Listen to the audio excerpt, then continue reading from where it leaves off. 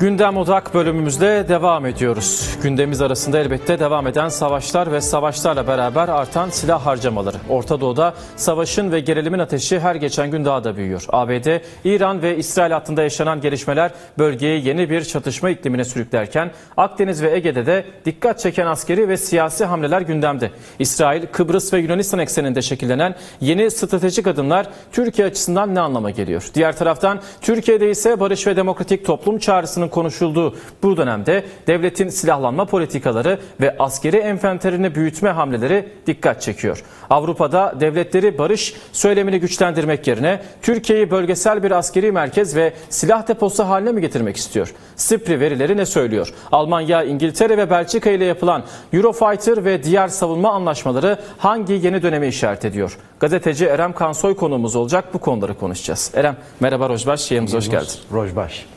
Erem, aslında girişte de ifade ettim, yani bir taraftan Orta Doğu'da savaş devam ediyor, diğer taraftan Rusya-Ukrayna savaşı sürüyor. Çin ve ABD arasında görüşmeler var ancak bir gerilim de yaşanıyor. Türkiye'de tam bunlar yaşanırken Önder Apo barış ve demokratik toplum çağrısıyla tüm Orta Doğu'ya bu savaş ikliminin içerisinde farklı bir yol, üçüncü bir yol sundu. Ancak buna rağmen görüyoruz ki hala askeri harcamalar yüksek bir oranda devam ediyor. Elinde veriler de var, biliyorum. Bunları konuşmak istiyorum. Şu son dönemde neler yaşandı? Türkiye hangi pozisyonda? Seni dinliyoruz. Yunus, teşekkürler. Aslında çok önemli bir konu dünyada. Ne kadar barış çağrısı, ne kadar ilerici görüşler aynı çatı altında toplanmaya çalışsa da bir diğer taraftan kapitalist modernite karşı hamle yaparak işte geçtiğimiz yıllardan beyin ölümü gerçekleşti dediğimiz NATO gibi bazı girişimlerde bulunarak işte kendi cephelerini oluşturuyor, silah ticaretlerine devam ediyor, dünyayı yangın yerine çevirmeye çalışıyor ve bundan rant sağlamaya, barışın önüne geçmeye devam ediyor. Aslında aşama aşama ilerleyelim. En yakın coğrafyamız Belçika. Belçika'ya bir bakıyoruz ki geçtiğimiz günlerde bir ziyaret gerçekleştirmişti Türkiye'ye ve Belçika'nın Türkiye'ye yaptığı son üst düzey bu ziyarette 400 kişilik bir ekip Türkiye'ye gitti. Bu evet. Ekip içerisinde işte İçişleri Bakanlığı'ndan tutun Savunma Bakanlığı, parlamenterler, bunun yanı sıra ticari dünyayı, iş dünyasını temsil eden önemli isimler gitti ve Belçika'nın bu ziyaretinde öne çıkan en önemli şeylerden biri 9 farklı konuda Türkiye ile anlaşmaya varmış olmalarıydı. Evet. Enerji, lojistik, dijital teknoloji, havacılık ve ilaç sektöründe yaklaşık 40 farklı ticari anlaşma yapıldı. Bir taraftan bakıyorsunuz Avrupa Birliği'nin çifte standartlı ikiyüzlü politikaları insan hakları boyutuyla devam ederken bir diğer taraftan da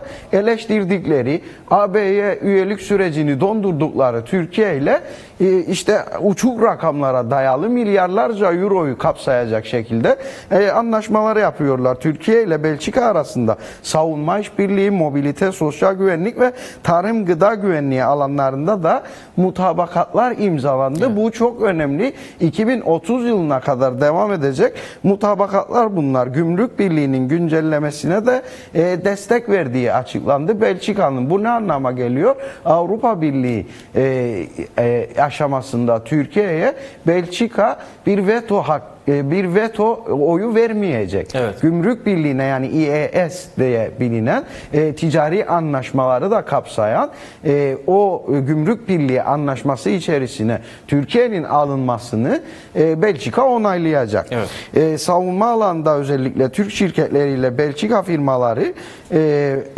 çok ciddi teknolojik anlaşmalara da imza attı ve bu noktada önemli bir şeyi vurgulamak gerekiyor. Savunma Bakanı, Belçika'nın Savunma Bakanı Theo Franken, Belçika'da özellikle son günlerde çok ismi duyulmuş bir kişi. Hakkında bazı iddialar var. Rus drone tehdidi gerekçesiyle milyonlarca euroluk anti-drone ekipmanının satın alınmasıyla ilgili bir yolsuzluk iddiası var. Evet.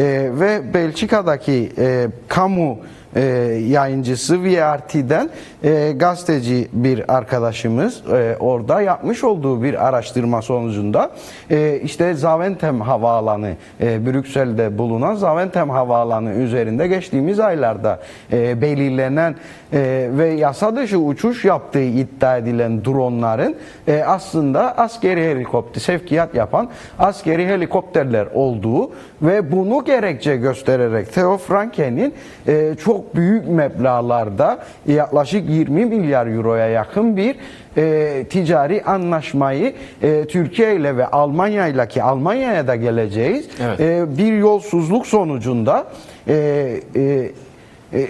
halkın tepkisine de neden olacak şekilde Viarte ortaya koymuştu. Şimdi 2026 Mayıs ayında bu ziyaret gerçekleşmişti ve Belçika Ekonomi Heyeti ile Ankara, İstanbul'da temaslarda bulundu.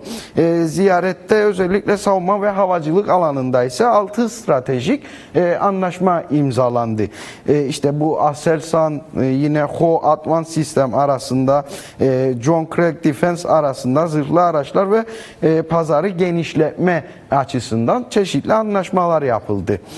Bunun haricinde Almanya'dan bahsettik. Almanya'ya da gelelim. Özellikle Almanya'da ise en önemli anlaşmalardan biri Eurofighter meselesi oldu. Eurofighter'lar 2025'te zaten gündeme oturmuştu. İzleyicilerimiz de bunu ekranlardan takip etti. Dolayısıyla 40 adet Eurofighter savaş uçağı Almanya ve İngiltere ortaklığında Türkiye'ye satılması imzalandı. Bu gelişme Almanya'da Türkiye'ye karşı savunma politikasının yumuşadığı anlamına da geldi. Bu böyle yorumlandı. Aynı zamanda NATO içinde Türkiye'nin stratejik öneminin de yeniden farklı bir boyuta geldiği konuşuluyor. Şimdi Almanya'dan bahsettiğimizde ve Avrupa Birliği'nin Türkiye ile olan silah ticaretinden bahsettiğimizde Rheinmetall'i vurgulamamak mümkün değil. Çünkü 2025 yıllık cirosu Rheinmetall'in 9,9 milyar euro olarak açıklandı. Bu meblağın çok büyük bir kısmı ise Türkiye ile yapılan anlaşmalardan geldi. İşte bu noktada yeni bir soru ortaya çıkıyor. Yani demokratik toplum ve bir barış süreci ilerlerken Türkiye'de Türkiye'nin gerek Kıbrıs üzerinden gerekse yine Kürdistan bölgesindeki sınırlarına yığmış olduğu tanklar, füzeler, hava savunma sistemleri, dronlar, bunlara yapılan yatırım savaşa dönük bir yatırım mı? Savaşı körüklemeye dönük bir yatırım mı? Yoksa bir diğer taraftan barış süreci devam ederken barışa dönük yatırımlar mı yapılması gerekiyor? Rheinmetall gibi bir şirkete 2026'da gelirini Türkiye ile yapmış olduğu anlaşmalardan 14,5 milyar euroya çıkardı. Evet. Yani neredeyse 3,1 daha fazla bir ciro söz konusu oldu. Dolayısıyla beyin ölümü gerçekleşti dediğimiz NATO'nun bugün nasıl bir hamleye girmiş olduğunu, hem silah ticareti hem Avrupa Birliği'nin ikiyüzlü politikaları bir diğer taraftan NATO'nun ekmeğine yağ sürerken bir diğer taraftan ise aslında bu silah ticareti, bakın az önce Belçika örneğini verdik. 20 milyar euroya yakın bir kara parayı bir Dışişleri Bakanı adeta böyle çerez parası gibi gidip Türkiye gibi coğrafyalarda açık açık bir şekliyle aklayabiliyor. Evet. Ve bunu kamuoyunun gözünün önüne basıncılar yapmış oldukları araştırmalarla, bu dosya haberlerle sergiliyor. Dolayısıyla gerçek ortadayken bir diğer taraftan Avrupa Birliği'nin insan hakları ve demokratik çözümleri savunması gerekirken bu şekilde bir tablo çizerek bir diğer taraftan da silah ticaretini destekliyor kendi ülkelerinde. Çünkü biliyorsunuz şimdi Avrupa Birliği'nin yıllık bütçeleri bileşenlerinin yapmış olduğu dış ticari anlaşmalar üzerinden şekilleniyor. Evet. Ve Avrupa Birliği'nin en güçlü ekonomisi Almanya, İngiltere'ydi daha önce.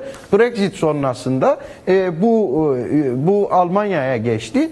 Almanya, az önce söyledik, korkunç rakamlarda Türkiye ile birlikte yine farklı 3. dünya ülkeleriyle birlikte çeşitli ticari anlaşmalar ve silah ticaretini devam ettiriyor. Son olarak İngiltere'den de bahsedeyim.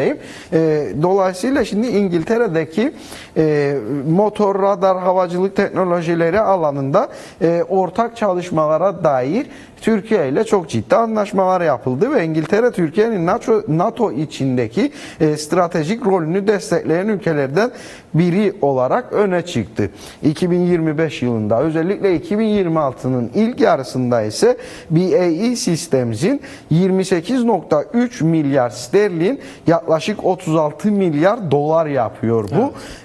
Yıllık cirosu bu şekilde açıklandı. Yine buna bakıyoruz. BAE Systems 40 adet Eurofighter jetin Türkiye'ye verilmesindeki ana üretim merkezi. Yani parçaların birçoğu Almanya'da üretiliyor. Ham madde Almanya'dan İngiltere'ye gönderiliyor. Bu ortak program. Buna bu yüzden Eurofighter ortak programı deniyor. Bu Eurofighter ortak programına Avrupa Birliği de dahil.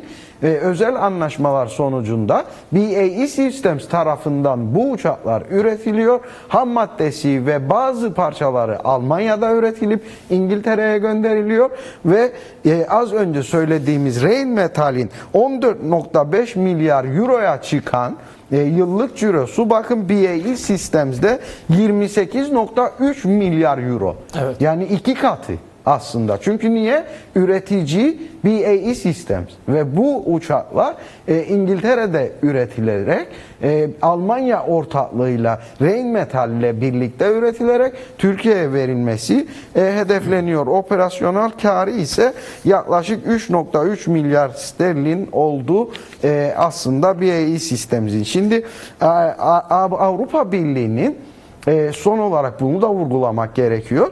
Türkiye ile yapmış olduğu direkt anlaşmalar da söz konusu var. Yani sadece Almanya, Fransa, Belçika veya İngiltere üzerinden değil, Avrupa Birliği yüksek komisyonlarının ve dış ilişkileri temsilcilerinin Türkiye ile yapmış olduğu anlaşmalar var. Bu yüksek komisyonlardan biri de Avrupa'daki mülteci sorununu engellemek için kurulan, özellikle Ursula von der Leyen tarafından yönetilen ve Kaja Kallas'ın direktörlüğünü yaptığı bu komisyon 2026 için ekstra Türkiye'ye 20 milyon euro bir mültecileri engelleme programı adı altında. Çünkü Avrupa Birliği Türkiye ile yapmış olduğu bu anlaşmada Avrupa Birliği sınırları içerisinde mülteci statüsü kabul edilmeyen, sığınmacı statüsü kabul edilmeyen kişileri 3. dünya ülkesi olarak Türkiye'ye gönderiyor. Evet. Bunun içerisinde hatırlarsanız Almanya'nın Kongo ile yapmış olduğu anlaşma, Belçika'nın bazı Afrika ülkeleriyle yapmış olduğu anlaşma ve İngiltere'nin Ruanda ile yapmış olduğu anlaşma da dahil. Evet. Bu program çerçevesinde Türkiye'ye halihazırda 2016 ve 2018 yılları arasında 30 milyar euroya yakın bir para verildi. Avrupa Birliği'nin mülteci sorunu halen devam ediyor. Tabii ki savaşların da devam etmesiyle bu ilişkili. Fakat şimdi bir bakıyoruz aslında Avrupa Birliği normlarına, demokrasisine tamamıyla tabanda birebir zıt hareket eden, Türkiye'deki yıkılmış, yerle bir olmuş demokrasiyi desteklemek yerine, insan hakları çağrıları yapmak yerine Türkiye'ye para akıtmaya, aslında Türkiye yönetimini gönlünü hoş tutmaya çalışıyor bu 20 milyon euro. Peki denetleniyor mu bu paralar? Türkiye'de siz hiç bir mülteci evinin kurulduğunu, bir sağlık ocağının açıldığını, mültecilere yönelik kendi ülkelerine sağlıklı bir şekilde dönme veya Türkiye'de herhangi bir oturum alma, bir insani boyutlarıyla hukuksal hizmet alma veyahut işte Suriye gibi ülkelerden veya Güney Afrika ülkelerinden, Etiyopya'dan, Mısır'dan göçen, Filistin'den göçen insanların ana dilde sağlık hizmeti alabileceği, çünkü Avrupa Birliği bu parayı o yüzden veriyor. Yani Türkiye'de bir Suriyeli mülteci eğer diyelim ki Belçika'ya gelmişse ve Belçika'da oturum hakkı alamamışsa, evrakları eksikse Türkiye'ye gönderiliyor. Bu hizmetleri Türkiye'de alabilmesi için ayrılmış bütçeler bunlar. Peki var mı bu Türkiye'de veyahut denetleniyor mu? Maalesef yok. Dolayısıyla karşılığı olmayan çok büyük meblağlardan bahsediyoruz. Şimdi 2016'nın büyük bir kısmı AB-Türkiye Mülteci Anlaşması kapsamında 6 milyon euroluk bir fonda ayrıldı. Bu ayrı bir fon ve daha sonra 2020-27 dönemi içinde ekstra 6 milyon euro. Şimdi bu 6 milyon euro her yıl verilen bir para. İzleyicilerimizin kafası karışmaması için. Çünkü burada birçok milyon paket eurolardan bahsediyoruz. Evet. Şimdi bir her yıl verilen, her yıl tazelenen 6 milyar euroluk bir anlaşma söz konusu var. Fakat dönemsel olarak da von der Leyen'in talimatlarıyla ve Kaja Kallas'ın onayıyla Türkiye'ye 2 yılda bir 20 milyon euro bir para akıtılıyor. Dolayısıyla sadece silah ticareti değil, ekonomik ve politik dengeleri de aslında maddi çıkarlarla sağlamaya çalışan iki yüzlü bir Avrupa Birliği politikası görüyoruz. Dolayısıyla savaşları durdurmak, demokrasiyi inşa etmek ve bunun yanı sıra senin de bahsettiğin gibi Önder Apo'nun 27 Şubat çağrısıyla birlikte Türkiye'de yeni bir sayfa açıldı ve yeni bir sürece girildi. Evet. Yani ülkenin demokratikleşmesi, çağa uygun hareket etmesi, demokratik bir toplumun inşa edilmesi, demokratik bir siyasetin yeniden örgütlenip faydalı olabilmesi için kendi ülkesine bir girişim söz konusu oldu. Bunun karşılığında ne görüyoruz? Halen yükselen silah ticareti, halen Türkiye'ye karşılıksız bir şekilde akıtılan çok büyük meblağlar ve Avrupa Birliği'nin insan haklarını desteklemesi yerine silah ticareti, silah anlaşmaları yapmasına tanık oluyoruz. Örneğin umut hakkı.